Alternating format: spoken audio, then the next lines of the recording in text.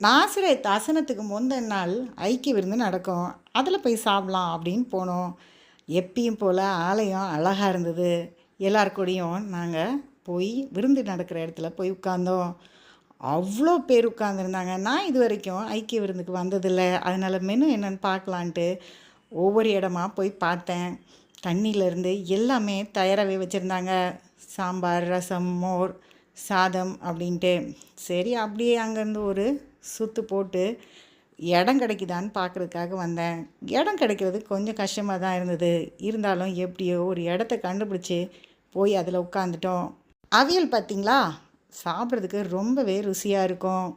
அப்படியே ஒரு சுற்றிட்டு எங்களுக்கு பிடிச்சி வச்சுருந்த இடத்துல போய் நான் உட்காந்துட்டேன். கொஞ்ச நேரம் காத்திருக்க வேண்டியது இருந்தது. அதுக்கப்புறம் ஒருத்தர் வந்து பேப்பர் விரித்தாங்க, இலை வச்சாங்க. அதுக்கப்புறம் ஒன்று ஒன்றா வரிசையாக வர ஆரம்பிச்சிருச்சு.